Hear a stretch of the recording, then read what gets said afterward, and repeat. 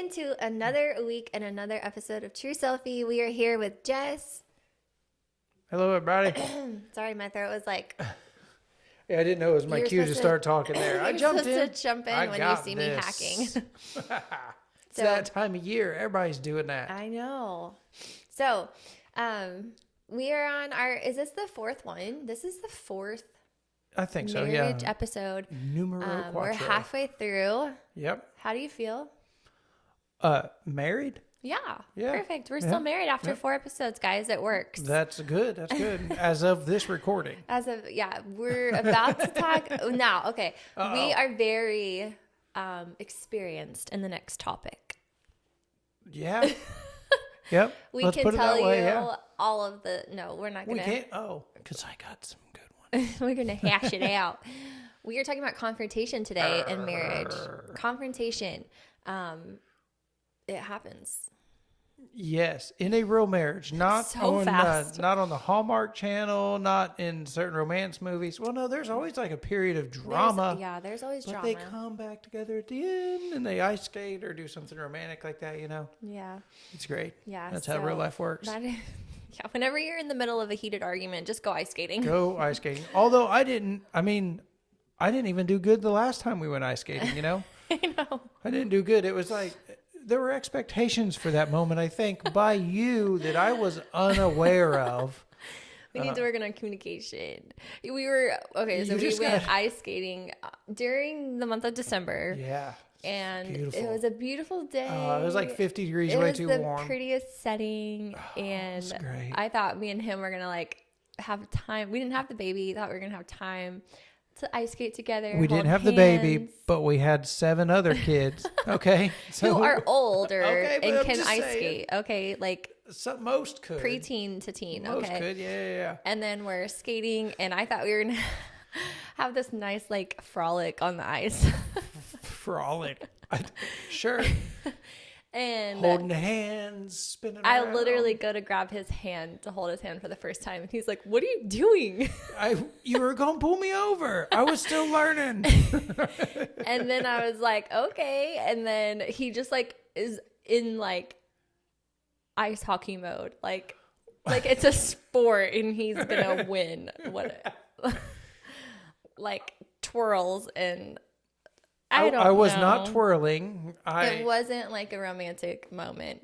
My feet hurt, so I went through 3 pairs of skate. I was getting blisters. He was not in the moment to be romantic. It was fun though.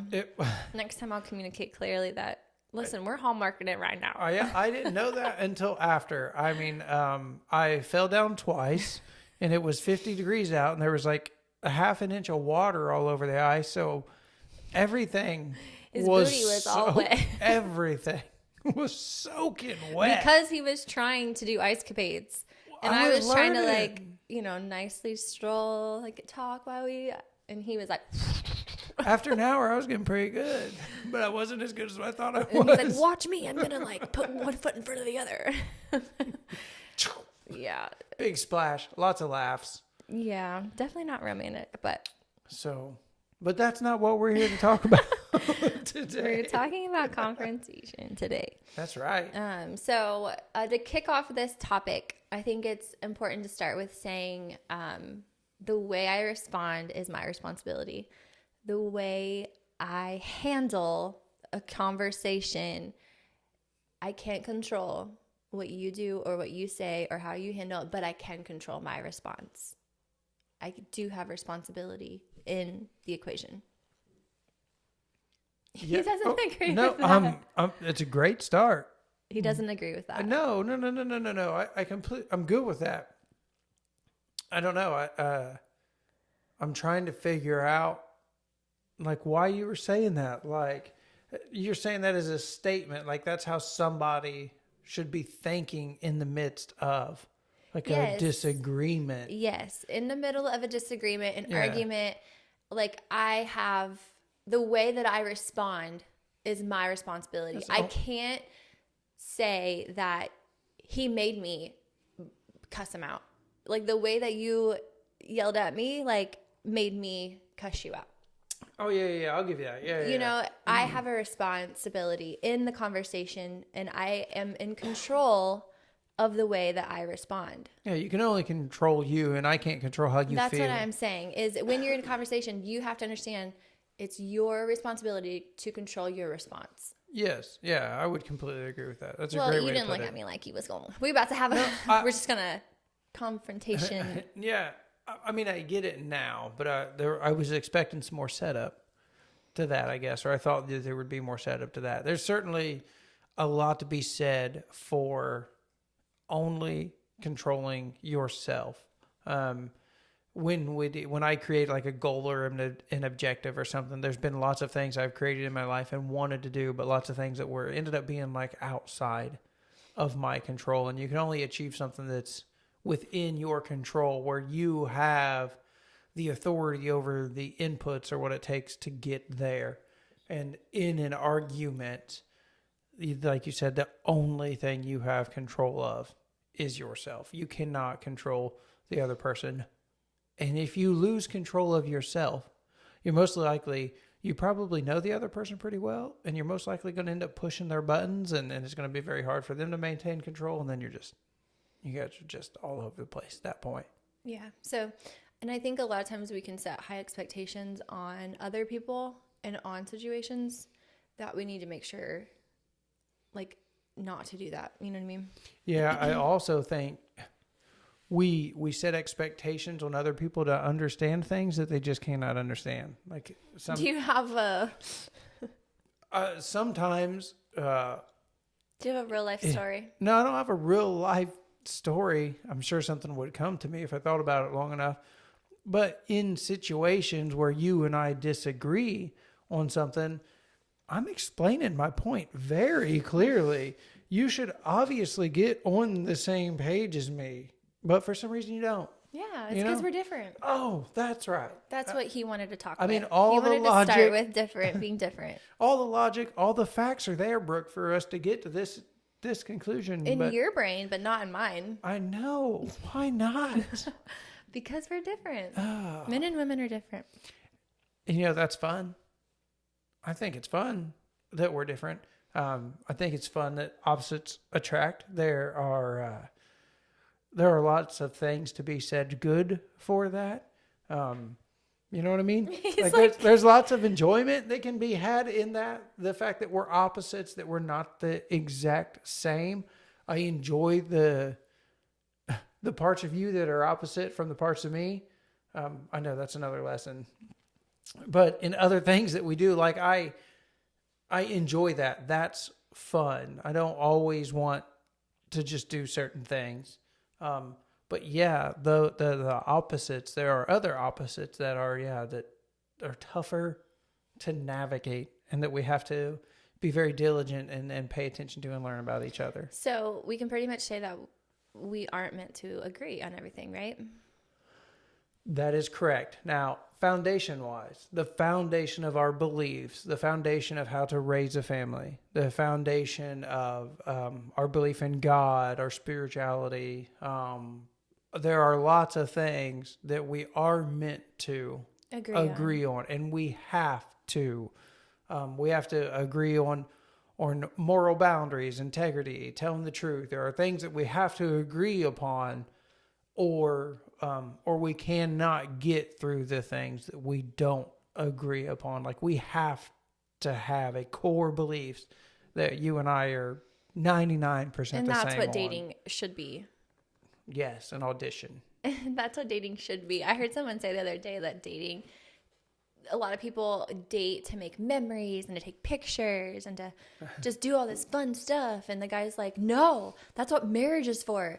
Dating is when you ask the tough questions, you have the tough conversations, you figure out, what this person, because then you can enjoy like the rest of your life because you already agree with that person, and you can make memories, you can do the things you guys want to do.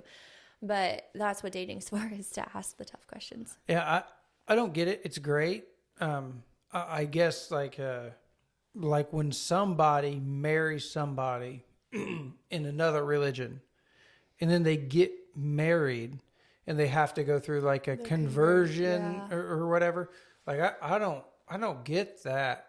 like, what if they say no halfway through it and they're like, this is stupid, and they don't believe that? Like, I don't want to say that it's it's kind of too late. You're already married.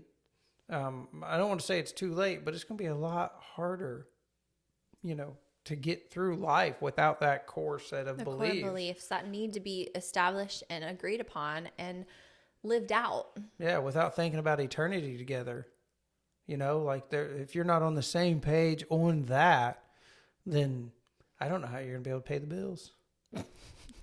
Or make decisions on where you're going to live or I know any a lot of things. people do though, but is the fulfillment of their life. Like, are they fulfilling? Right. I don't know. You said the fulfillment of their life. Are they fulfillment of your life, or are they of just an emotional need or a small feeling of loneliness? Oh, yeah. Are you went straight up physical there. You're just meeting needs. Yeah.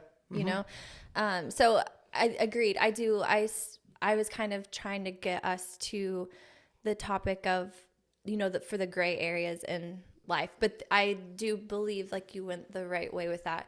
Yes, we do agree on things. There are things that we must agree on. Must. Mm-hmm. Those are black and white. Mm-hmm. But what about the gray? There are going to be gray areas. There are going to be conversations or decisions that need to be made that they are not eternally.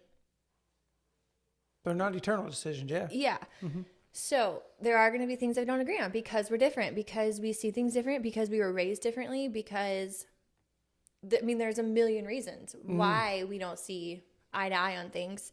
The gray areas, how do we maneuver those gray areas?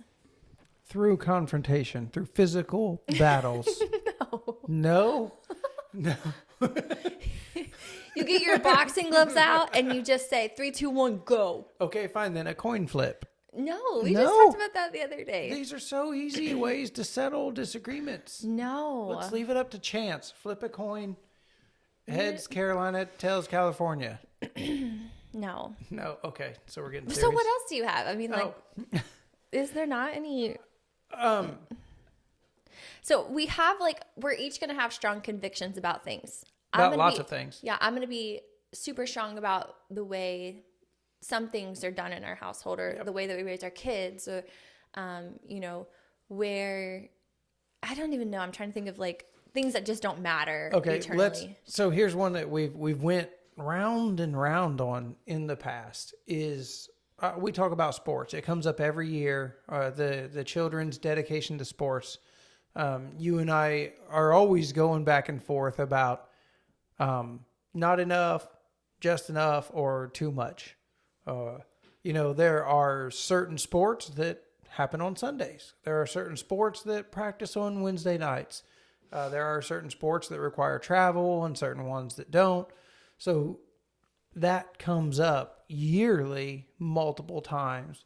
And you and I always need to work through that. And we normally are not on the exact same page on those, but we work through it and we get on the same page and we settle it for a season or two. Until the next season. Next season, then we hash back out again. Well, until something else comes up, luckily baseball doesn't practice on Wednesdays. Nothing happens on Wednesdays. Nothing happens on Sundays unless you want to get on an all-star team or something. Then it involves no travel, but some Sunday time and some Wednesday practices. And so we start going through all of that. And I think that those are the type of things that we have to be able to talk about in a marriage. And a lot of times when we talk about them, there is some confrontation.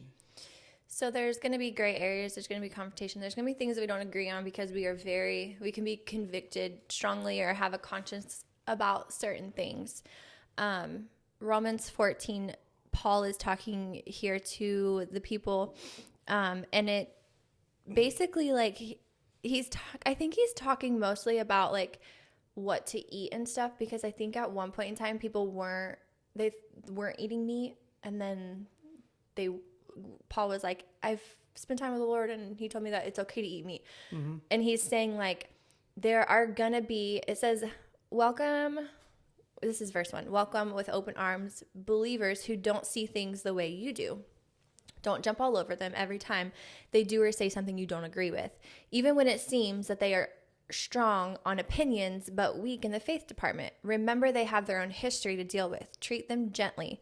Then it's like, for instance, a person who has been around for a while might be convinced that he can eat anything on the table, while another one with a different background might assume he should only be a vegetarian and eat accordingly.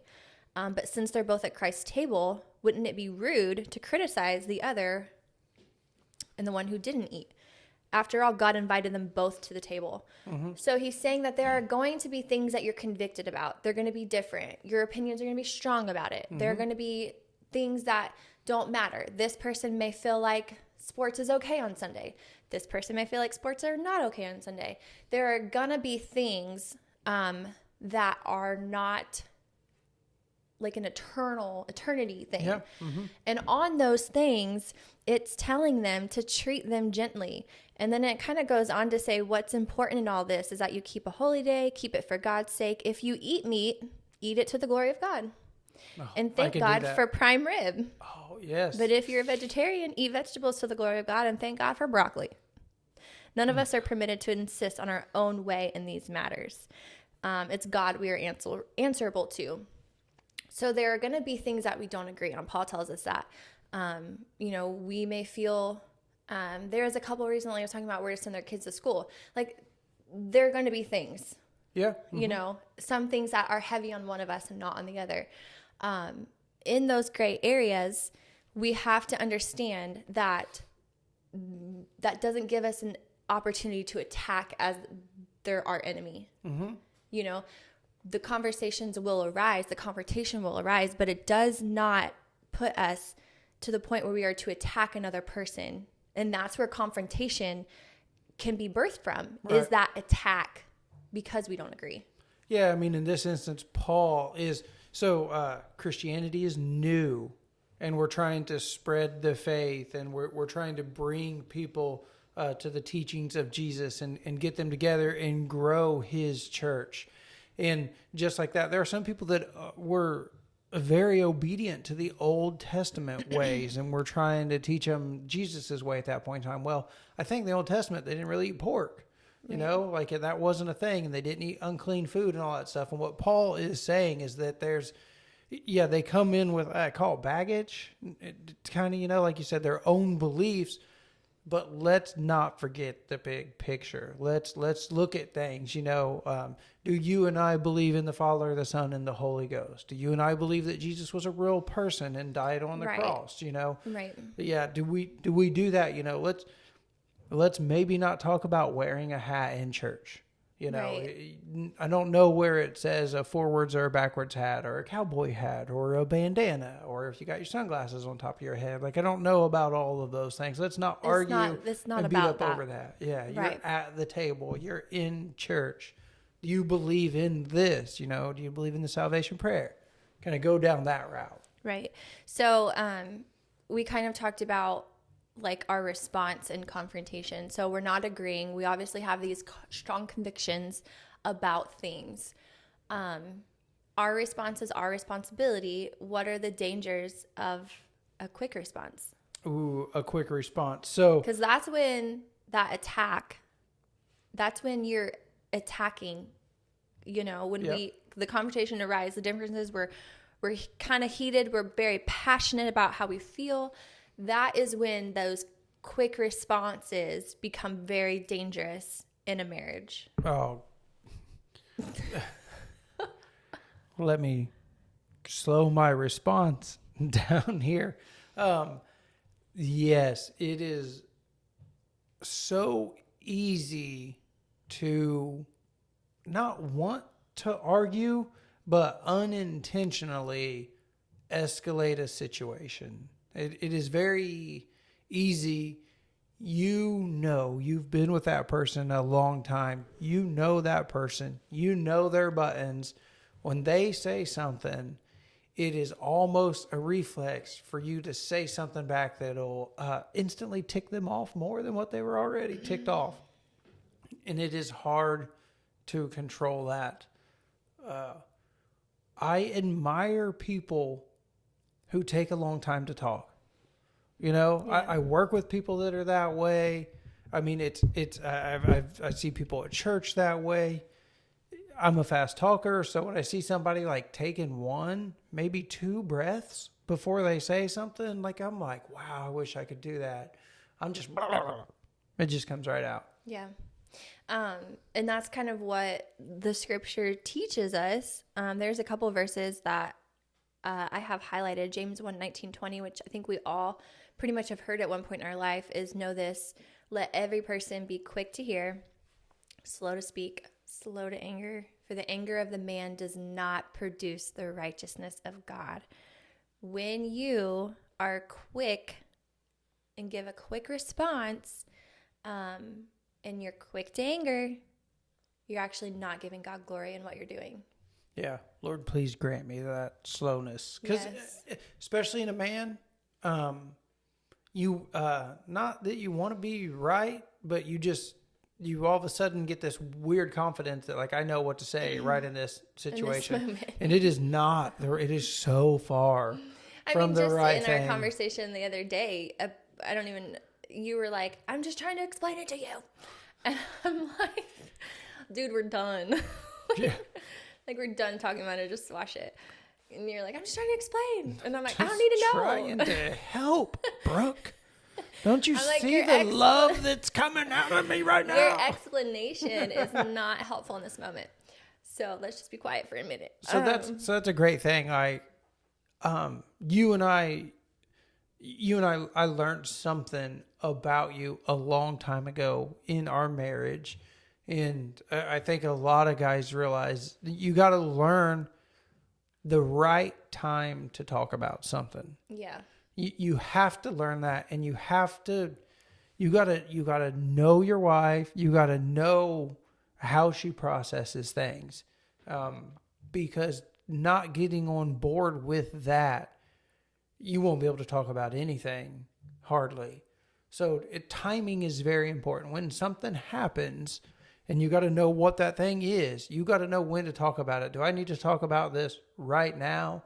Do I need to say, hey, I know this happened. Let me know when you're ready to talk.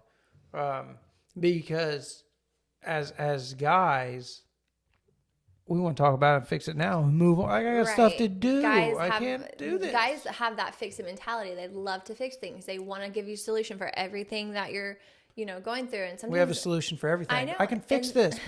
Come on. But there are things that we're not asking as women for a fix or a solution, or sometimes it's just like, listen. I like that you said that there's a time, because Ecclesiastes 3:7 says there's a time to keep silent and a time to speak. And the timing of things is very important. Sometimes you may be ready to talk, but your partner is not, especially if they're very strongly convicted. Is that the word I'm trying to... I mean, they have strong convictions about it, or they're very passionate about a topic. There's more emotion that comes with that. And if they're heated and they're upset, then it probably isn't the best time, because that quick, they haven't had time to slow down, let the feelings, emotions kind of settle, and then allow some more thought to come through before that quick response comes and that talking comes. But there may be some situations where it is a really big deal and it has to be talked about right now. Oh, immediately. Let's talk about it. And it may be hard to intentionally try to figure out now or later. I can just see guys going, I don't know, what do I do? Is this now or later? Do I? It's like those little candies, now and later. So I know that but that is very key to, and as a man, or if a wife is the opposite, maybe being like, hey, I know you're upset. Like you said, is the timing good now, or do you want to let your emotions settle and talk about it later? Yeah. And sometimes you just tell by the look on their face. Yeah. They're not even going to say you can say, how about we, oh, nope. Okay. Tomorrow? Or for me, I stay home all day and Jesse's at work all day. So something that is bothering me, I've had a lot of time throughout the day to think about it. And then when he gets home from work, he's exhausted and he's been thinking and talking all day long. And I'm like, hey, blah, blah, blah. And he's on overload, because he's winding down. And so that maybe where if it's not something like so urgent or sudden, you could be like, hey, there's something on my heart I want to talk to you about. Can we talk about it later before bed? And hopefully I know what it's about, though, so I'm not sweating it for like 3 or 4 hours. You know what I mean? So there is a time. Ecclesiastes tells us there is a time. I think another verse that I had highlighted was Proverbs 17:28. It says, even a fool who keeps silent is considered wise. When he closes his lips, he is deemed intelligent. Yeah. Even a fool. So even someone that maybe isn't saved, they are considered wise if they know to keep silent. I mean, there's a chance in every situation when you talk, you're going to say the wrong thing. Whether it's a verbal disagreement or it's one of my meetings at work or whatnot. Like, there are certain situations where people will look at me in work and then, well, Jesse, you didn't say much about this today or something, because I've heard a bunch of foolish people already talking about it, and like I ain't getting in on board with it. Yeah. You kind of want to say biting your tongue. There's a time to bite your tongue in disagreements. Yeah. And when I, let's say, very passionate or have strong convictions. Pick your own battle, honestly, Is that really worth... Okay, so you're really passionate about a decision. Right. And if I'm not as passionate about it, can I just bite the bullet and just let you take authority in that decision? And then when it's my turn to be where I'm passionate about a decision and you don't agree with me and you have really hardly any, and then you bite the bullet, you know what I mean? Yeah. Pick your battle. Even with children, some things you just gotta... The look on your face tells it all. You just gotta just pick it. Yeah. Is that really worth fighting over? Yeah. That's great if you can do that. I do think that some marriages, and even ours, have gotten, to points in the past where you never let a battle go by without trying to win it. I think it can get sour enough. But I feel like those were when we were very spiritually immature. Yes. Yeah, agreed. But there are a lot of marriages out there that are like that, and they might not know they're there right now. It's okay to lose a battle. At that point, you never want to give your enemy, quotes, air quotes, you're not the enemy. Right. But at that point in time, we're going back and forth. You don't want to give your enemy an inch. You don't want to lose a little bit of ground. Maybe the last couple of battles, you can't win in a marital battle like that, but you feel like you might have got the upper hand and you're like, I'm gaining ground. They're starting to see my side. That's not how it works, but your flesh starts to feel that. So if you're not picking your battles and you feel like you're winning a whole bunch of them, you're probably overall losing the war. And you should probably start paying more attention to picking the battles. Yeah. And it goes back to what we've talked about multiple times is just remembering that, we aren't each other's enemy. We are on the table together and we are fighting and attacking the real enemy as we unify together. The best way, and as cliche as it sounds, the best way in those moments where you can't agree. So you're stalemate, you don't it's just at the end and you feel like there's no one's going to move, right? What do you do in those moments? You pray. Yeah. It's cliche as it sounds. What prayer does is take you from that carnal mindset into a spiritual mindset. Yeah, I love that. It takes you from your flesh and the way you feel, the way you think about things. It takes you from what your flesh knows into what God knows. Yeah. Ooh. And when you ask God, we don't agree on this. And you do it together. You're in a decision you can't come to agreement on, then you join hands together and hopefully the husband as the spiritual head of the household would know, but if not, wife, you step up and do that too. We don't agree on this, God. You hear my heart. You hear my husband's heart. You're not praying God, he don't even know what he's talking about. You just need to change his heart. You need to, that's not what you're praying. Right. Yeah, that's true. You're What praying you pray like, makes a difference. Yes. You're praying, God, you know my heart. You know his heart. You know what he thinks and you know what I think. And we're not asking you whose is better, whose is worse. We're asking you, God, to show us both the right way, the right decision. Because then you're allowing what's best. Because God knows the bigger picture. You think you know it, and I think I know it. Yeah. But that's not what matters. No, it's great when you stop an argument like that or whatever and you start praying. You're stopping the bleeding. You're changing the course. You're changing what you're thinking about. It's no different than when a baby cries. Like we have a baby that cries all the time. When they're crying over something, yeah, sure, maybe you want to grab them by the head and shake them around a little bit and pray over them. But you distract them with something else. They want to do this, and you're like, no, you can't do that. And you're like, well, look at this over here. Let's go do this, And instantly they change. Their demeanor changes. So you're, like you said, you're changing your focus from that carnal, that fight, the issue that's going on, and you're looking up and you're asking God to come into your life. So yeah, you're stopping the bleeding. That's great. Yeah, and like what you did the other night. I don't know if that was this one or the previous one that you talked about praying over us when we were just having like a really long day of just like useless fights. Like what you prayed was, God, soften our hearts. Like that's what prayer does, is it softens our hearts. It softens the stubbornness, it softens, it heals the brokenness or the emotions, that may have been offended. Like if you offended me in something that you said, and then you I'm sorry for that.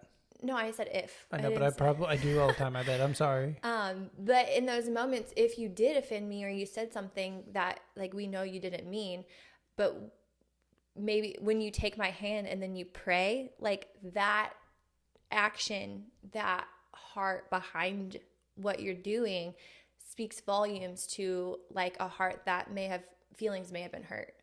Because it's like, oh, he does really care about me. Oh yeah, like but you don't enjoy the fights. Maybe some people do, some weird people out there and whatnot, but you don't enjoy them.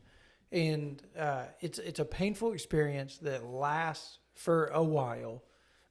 So, yeah, being able to soften your heart.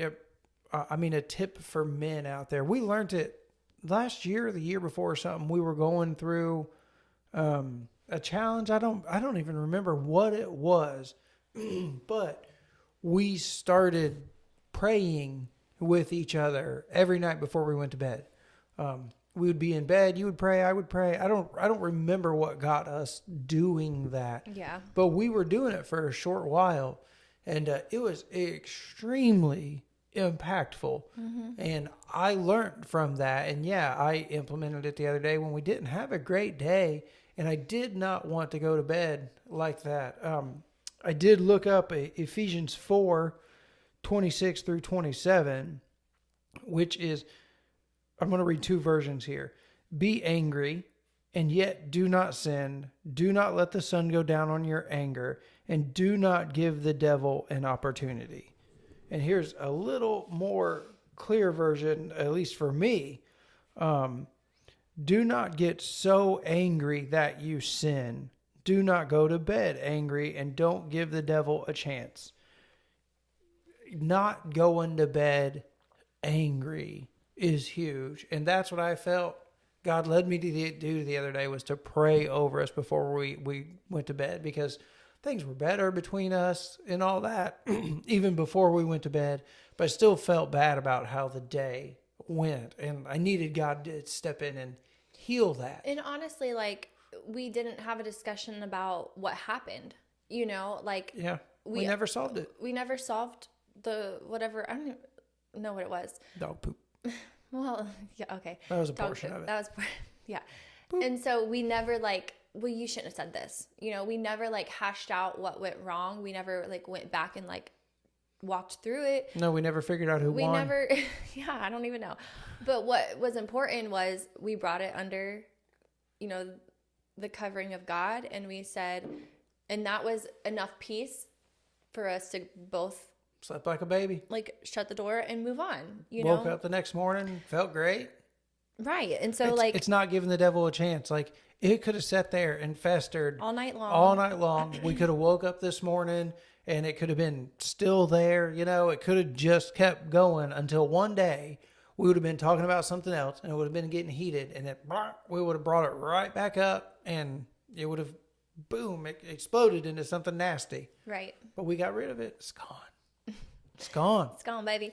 Do the next one. No. That's right. So there will be more. I heard this analogy and I thought it was really good. And I think you're going to like it because you're a sports guru. Okay.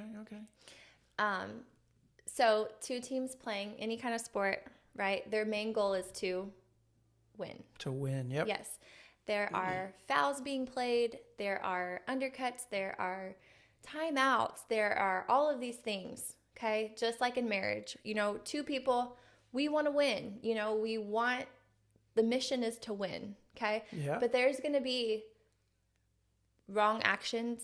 There's going to be hurt feelings. There's going to be timeouts, right? And we're going to not agree on things, okay?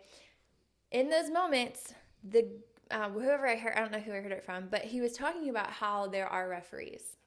Yeah. There is a third party that makes those decisions in the heat of the argument. Mm-hmm. You got two coaches ticked off thinking that they saw what they saw and that guy touched that guy's mask or whatever, you know? Mm-hmm. So they call a timeout. A referee makes the decision. How is that biblical? And the guy that I heard it from was talking about 1 Corinthians 6:5-6. And it says, I say this as bluntly as I can to wake you up to the stupidity of what you're doing. Is it possible that there isn't one level-headed person among you who can make a fair decision when disagreements and disputes come up? I don't believe it. And here you are talking to each other before the court. How can they render justice if they don't believe in the God of justice? The main part of that is, isn't there someone who can make a level-headed decision for you? And then I think about like the scripture with the elders and how like you call on the elders of the church. Mm-hmm. And in the moment of heated arguments, is there not a godly counsel that can step in and be a third party for you and help make those decisions that you guys literally can't agree on? And he was just talking about how there are godly people in your life mm-hmm. that if you cannot make a decision, if you guys are at that stalemate position where neither of you are budging, is there not someone around you that has wisdom that can help make a decision for you? Right, yeah. And point you back to God's word, or where you hear it from different ears or a different mouth or a different heart. Like he was just talking about like the referee thing, and I was like, you know, that's really good. And then he started talking about how it kind of related to that scripture and how there are wise people who can help you. Find a godly wise couple, and mm-hmm. like don't just because you can't agree, don't just say, well, that's it, we're getting a divorce. Right. Don't just say, well, that's it, we're done. I'm leaving tonight. I'm gonna go live with my mom, and you're gonna, you know, take a minute. And who around you? By God, look around. Do you not have someone that can help you? There are people in the church that have been married 40 years, 30, 40, 50 years, you know, whatnot. There is probably no way you're going through a situation that they have not already went through. Right. They went through it, and then they stayed together another 10 years, and they can look back on that same situation, that thing that's killing you day by day. They can look back at that and say, y'all need to chill out. Like, right. It's all right. Yeah. That lasted for us for 6 months, yeah. you know, or something. But it feels like you're like, we're going to be into this forever. But they have been through right. everything. They have maybe lost all their money and had to move back in with their parents in their 30s, you know, whatever. Maybe they've had, maybe their parents lost money and their parents had to come back and live with them, you know, or something. And people go through stuff. Life is a cycle. Yes, we go through different things nowadays than what they went through, you know, with social media and all that. But they went through all of the parenting challenges that you went through, all the relationship stuff. There is godly counsel out there. And then if you pray over it and give it to God, then he's going to help you get through it. Right. That's exactly the point. Is it's the enemy can make your confrontations and your disagreements and disputes seem like they're a mountain that you can never climb, that you're never going to get over. It's going to be a constant thing for the rest of your marriage. You're going to deal with this. And it makes you feel like there's no hope and that this is going to last for 10 years. That is a lie. That's a lie. People go through seasons.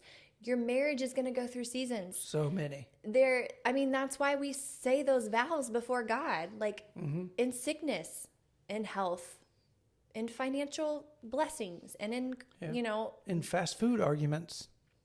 Yeah, absolutely. Little things, all that stuff. You're going to go through all of it, and it all piles up. It will. And there's a time when your marriage is enjoyable but there are times when it's not enjoyable. There are times for things, there are seasons for things, just as winter, summer, spring, fall. It's not always going to be that way. No, and I think as a married couple, you have to have confrontation. Not that you have to have it, but you're gonna have it. I got a quote from C.S. Lewis here. Hardship often prepares an ordinary person for an extraordinary destiny. So I do believe that hardships in a marriage, maybe early on, small ones and all that stuff, as you're learning each other, they're going to prepare you for something more extraordinary on down the line. I remember a season when we were first married where it felt like we were arguing about every little thing. I mean, you and I didn't live together before marriage. So when we got together, we had a lot of learning to do about the little. You only learn so much until you're with somebody 24 hours a day. Right. And so we had a lot of little disagreements here and there. And at one point in time, I remember your feelings. It's like, do you think we fight all the time? Like, is there something wrong? Should we be fighting this much? And the way I always explained it, I don't know if it sunk in then or whatnot, but it was like, we need to fight about the little things. We need to learn about each other a little bit. I say fight in a light term. But we need to learn those things about each other so that when something big comes up, we have the tools and the training and we know each other to be able to get through those big things. And it played out that way. We learn a lot through the little things in order to get through the much bigger things that came on down the line. As children get older, as you have bigger financial decisions to make, all of that. But you need that. And the way I look at confrontation, or kind of the way I was looking at it, is it's good. In a sense that it brings balance to a marriage. You have different views than what I do. And we need those different views in order to keep our marriage on the right track. So the way I was thinking about it is I'm driving a car, and as I'm driving a car, I start like drifting out of the lane, and you remind me, hey, get back over, you're close to the line or whatnot. And those are those little arguments or those little confrontations, confrontational conversations that we have. It's like, hey, you need to get back on course. You need to stay online. Because if we don't have those, if you're sitting in the passenger seat and you see me going off of the road, eventually, I'm going to get far enough off. We're going to have a big confrontation. And it's going to be like me, like pinging off a guardrail on the side of the road. And it's going to come back. It's going to hurt us both. It's going to hurt the car. It's going to cause some damage.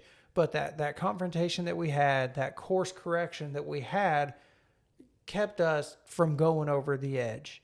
I got far enough away to where you had to say something, and it blew up. But the damage is repairable at that point. If you don't say anything and we don't talk about it, and you just ignore what I'm doing, I'm going to stray way off course. I'm going to drive off a bridge, and the damage is going to be so bad, you and I might not be able to get past it.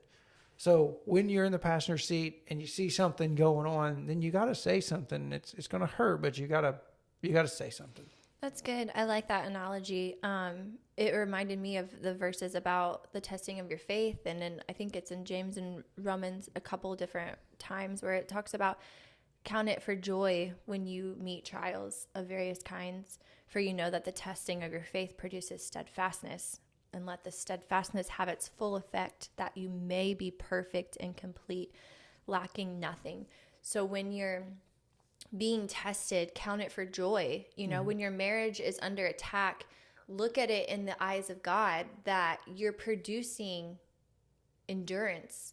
Yep. And endurance then produces character, and character gives you hope. And then hope, when you have hope, my goodness, like watch out. Yep. So we're always under attack, and that kind of attitude about your marriage is so destructive. Mm-hmm.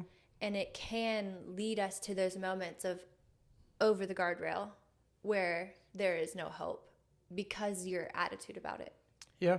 We have to have the right perspective in our confrontation, in our disagreements, in our disputes, that, through this, we're learning about each other to make good decisions for our family. Like, we're producing, endurance to keep us going. We're making strides, it's just rejoice in it, It's just so hard. That was like the verse of the day the other day on the Bible app. And it is hard. It's hard to look at it that way because we're looking at it in a flesh way. Yeah, not a big picture, not a You're winning the war. Yeah, you're looking at it in your own. You're not looking at it through God's eyes. When we start focusing on us in that situation, in any argument or anything, when you start focusing inward, it is not going to turn out well. You're not going to see your purpose in life or any of that. When you start thinking about, we talked about submission. When you start thinking about the mission, what your marriage is designed to do, what God gave you purpose for, when you start thinking about all of that, so much stuff becomes insignificant. So much stuff does. It really does. And that when we were talking about, like, when you're in the middle of those battles, and as cliche as it sounds, pray, like, God laid out life for us to follow. Philippians 4:6, don't worry about anything. Instead, pray about everything. Yep.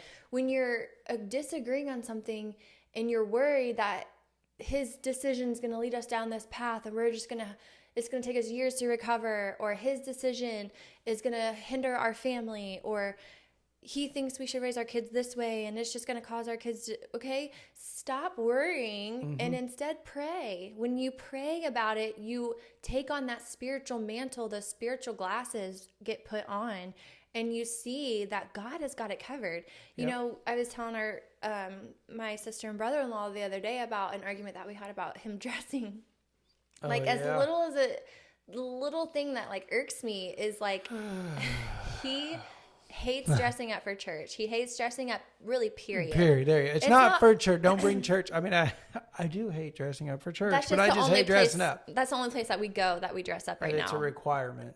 Not a requirement. I mean, like, okay. That you really have strong, passionate feelings about how I look for church, where I don't have those feelings. It's not, here we go. It's not that I have strong feelings about you being dressed for church. It's that I like it when you dress up. Oh, well, I like to see you dressed up. I think you look nice. Thanks, babe. You look nice too. It's just a thing that I like. I think. Yep. Okay. Church has nothing to do with it. That's just the only place that we go, really, for him to dress up. On a frequent basis. Frequent basis. Yeah, I don't mind getting dressed up once a quarter. So he always has said over the last 10 years of our marriage that 12 years, whatever, that he dresses up for work 5 days a week. He has to tuck in his shirt 5 days a week. He doesn't want to tuck it in on the weekend. Blah, blah, blah. Okay. Let me be free. So I say things and I let him know that I like him dressed up for church, but I've never been like, you must wear a suit. You must wear dress pants. Agreed? I mean, there's been times it's like, you're wearing that? That's what I said. I do say things where I let him know that I prefer him to look nice for myself. And so we were just talking about the other day, and then he gets an email from his work, and they thank you, changed Lord. the dress policy. Oh, And it is now to where he can wear jeans to work. And I responded back to him. I said, ain't God good? Like, he just knew I was so worked up about you. And now you don't have that excuse no more. So every Sunday you're going to be looking fly. looking fly. That's right. Yep. God, he works. There's no doubt about that. When we're doing a study right now, a pursuit study, he's changing things. It's, it was social media the other day. Brooke, she posted something and I wanted to comment on it, but I don't comment on social media. Like, I don't know what to say, what to put down or any of that. I don't know. It's weird. I don't like to post on there. It doesn't. Yeah, he's just not a social media guy. Well, it turns out the very next day of the study that I was doing, it told me it was about proclaiming publicly. You know, when you're following Jesus, you proclaim publicly. You get baptized. You know, I believe in him. I'm following him, all that. But you do it publicly, and that's a sign of faith. And it was to put that to work in my marriage and to exclaim publicly my feelings about Brooke. And the challenge was to post on social media 5 times on her stuff that she puts up, or create my own post or something. And I was like, God, I was just struggling with that yesterday, and here it was. So that was kind of a derailment. But when you ask God to work in a situation, whether it's about clothing or how to post on social media or confrontations in your marriage, when you open that door and ask him to help, he will help. He will. Yeah, absolutely. He absolutely will help. He'll, and it may be a change on your part too. I think sometimes when we say, change him, fix that person. Yeah. Like she's he's broken. not, he's not doing what he's supposed to, you know what I mean? And we start praying. Sometimes God's like, no, actually I needed to get you, because the way you feel about him, that's what I'm trying to get out of you. Yep. And I needed him to get that way so you could see that you're feeling these feelings of bitterness and things towards him. Yeah.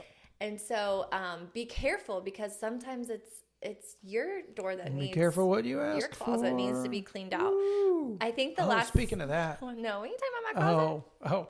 Oh, we're not going to have that confrontation. I think the last thing that we wanted to talk about today, I think you had put in our notes, like building a legacy. Ooh. So there's a time when you two are ready to talk about something. There's also other times when you do not talk about anything. In public, you don't. You're not in public. That is no place to handle things.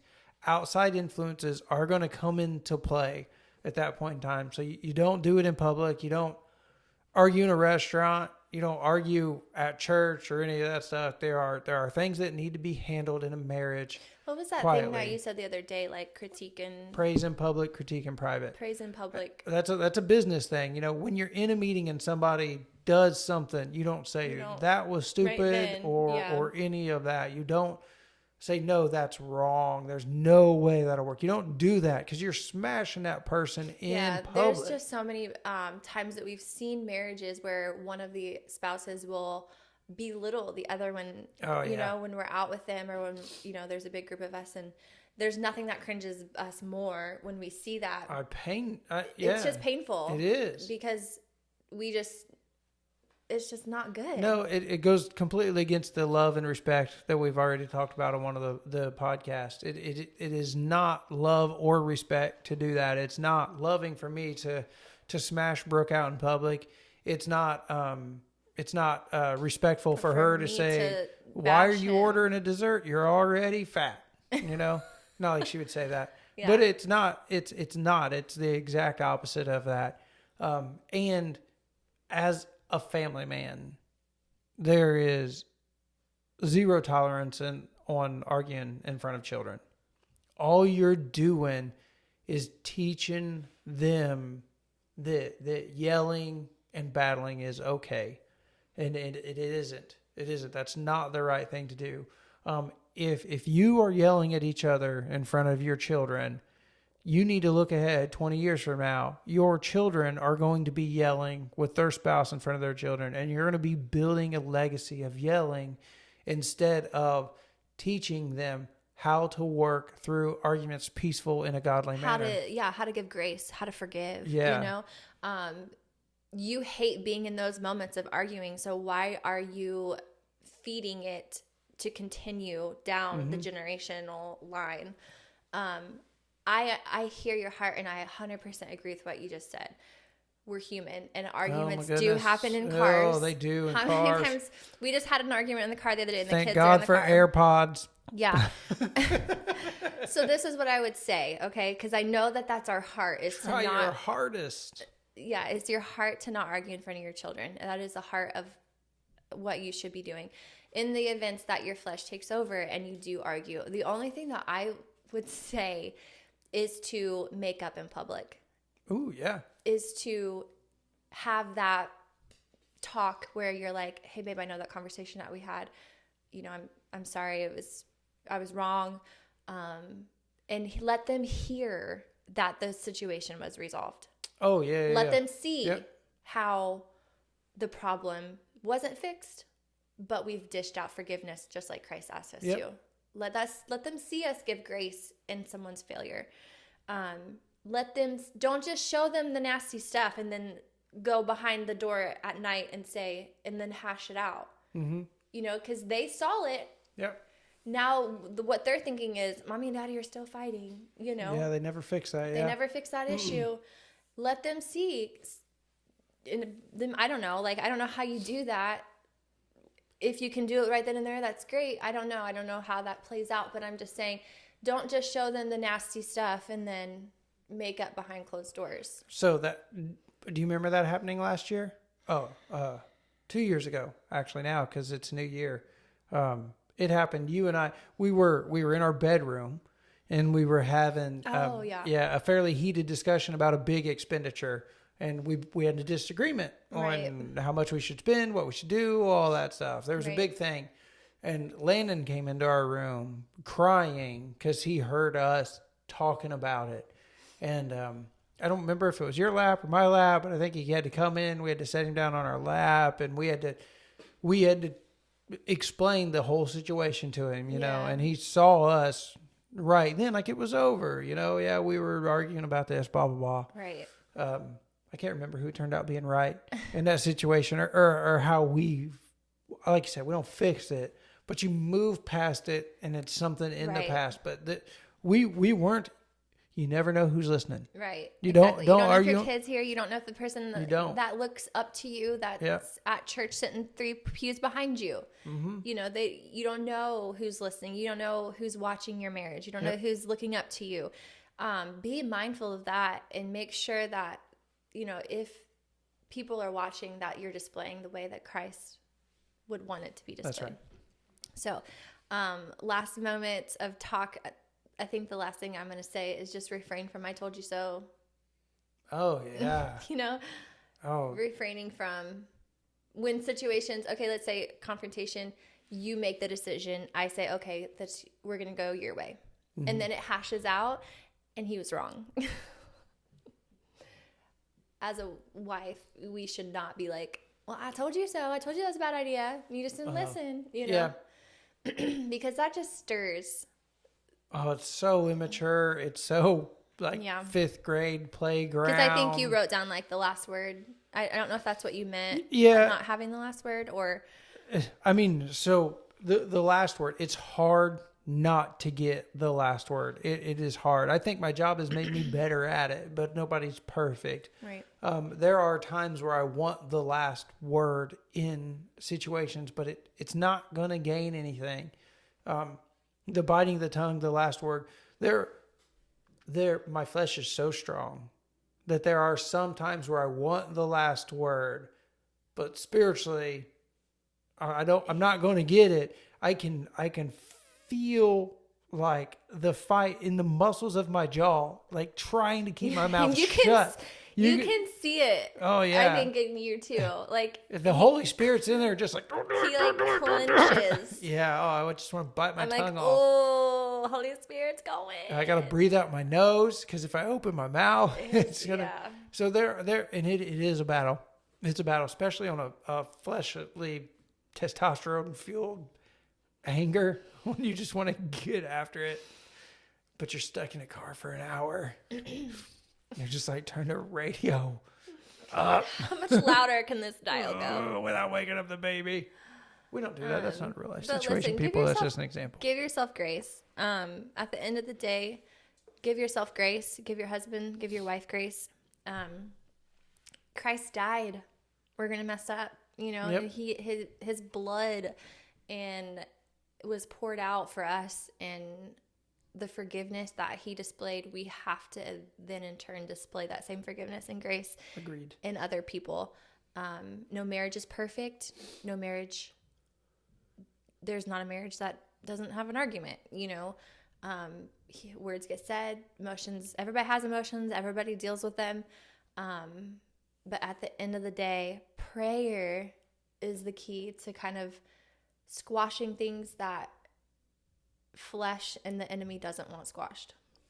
Yeah, I mean, you say there's no marriage without an argument. I did hear of one time. Here's a joke. Ready? This guy, you know, he was talking to another guy. I'm just gonna look at the camera. And he said, he goes, yeah, I've been married to my wife 50 years. And he's like, wow, you've been married 50 years. He goes, that's a really long time. He goes, what's the secret to a marriage to last 50 years? And he goes, it started, my wife and I went to Italy for our honeymoon. And he's like, that's a great start. He goes, but what's the secret? He goes, well, on our 50th wedding anniversary, I'm going to go back and get her. No arguments, 50 years. Boom. So good. Nothing. At the end of the day, if you can't agree, just go to Italy and go your separate ways. I don't know. I bet they have great food there. All right. So that's the end of our podcast for today. We made it through it without fighting too much. So hooray to us. And hooray to you for making it through with us. You guys might have had to pause this to fight in the middle of it. But we hope you had a wonderful, 45 minutes, an hour listening and hanging out with us. Yep. Tune back in next week. We will be talking about leading a family. Oh, that sounds awesome. I'm excited about that. And the joys that go with that. That'd be a quick one. 23 share minutes. Share this with someone. If you aren't already subscribing to us on YouTube, go to our YouTube, True Selfie Podcast. You can find us there, and you can subscribe and watch instead of listen if that is your cup of tea. Share this with someone that you know. Donate if you will, and we will see you next week.